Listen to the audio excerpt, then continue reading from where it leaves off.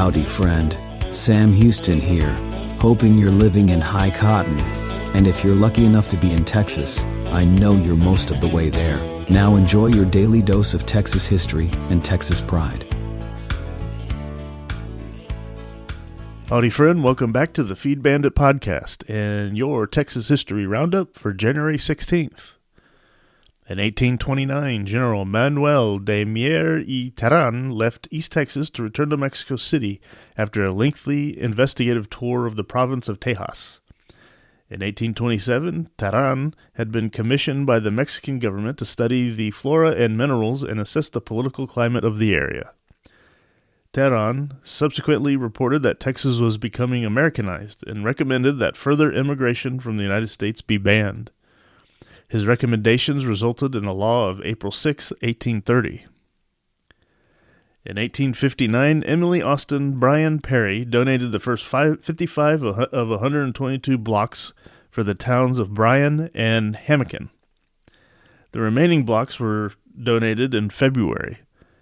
Her son William Bryan, her first husband was James Bryan, granted right-of-way through his land to the Houston and Texas Central Railway, aided financially in starting Bryan's first bank, and promoted the Brazos and Galveston Railroad. The town of Bryan was named for him. In 1919, with the passage of national prohibition, 13 Texas breweries were forced to stop producing beer. This included 8 large regional breweries and 5 small local breweries. The only one to survive was the Galveston Brewery, which converted to producing a non-intoxicating cereal beverage called Galvo, and later soft drinks under the XXX label. In 1934, the brewery was renamed Galveston Houston Breweries, Inc.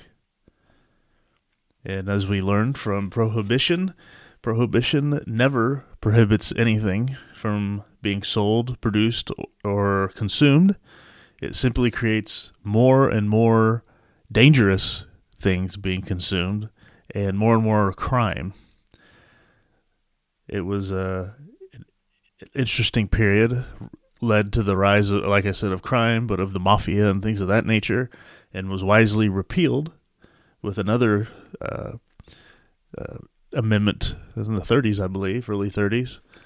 Learned the lesson then, but of course didn't learn it for long, and that's the problem we have now with all the prohibitions on other intoxicating chemicals that have done nothing but endanger us and increased government power over our lives outside of the Constitution, and of course increased crime all over the place. So just remember, my friend, prohibition never achieves what it's stated to achieve. In fact, it achieves the opposite. 1934, Clyde C. Barrow and Bonnie Parker made a daring raid on the East End Prison about 20 miles north of Huntsville. One objective was to free a fellow felon, but the raid was also a result of Barrow's anger over his earlier imprisonment at Eastham. In 1972, the Dallas Cowboys won their first Super Bowl, a 24-3 victory over the Miami Dolphins in Tulane Stadium in New Orleans. The MVP was Cowboy quarterback Roger Staubach. And finally, in 1994, Warren Moon played his last game for the Houston Oilers, a loss to the Kansas City Chiefs in the AFC Championship game. After an outstanding career at the University of Washington, including being the 1978 Rose Bowl MVP, Moon played 6 years for the Edmonton Eskimos of the Canadian Football League, where he led the Eskimos to 5 consecutive titles, and he led the Houston Oilers to 7 consecutive playoff appearances, and holds every major Oilers passing record. Moon was the 1989 NFL Man of the Year and Pro Football Hall of Fame member. And I tell you what, I really miss those Oiler games back then with the run and shoot offense. They're really fun to watch. Houston should still have the Oilers. It's absurd that they left, moved to Tennessee. It's absurd they couldn't hold them. And it's absurd that the NFL team that's in Houston now is called the Texans instead of the Oilers, by God. And I will stand by that with apologies to any Texans fans out there. There will always be the Houston Oilers to me.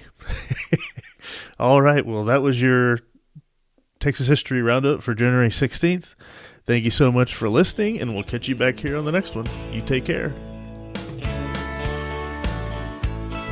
Well, there you have it. If you like our podcast, check us out at feedbandit.com. There you'll find awesome Texas First outdoors gear and apparel.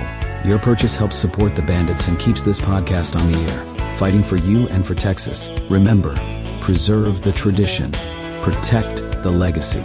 Until next time.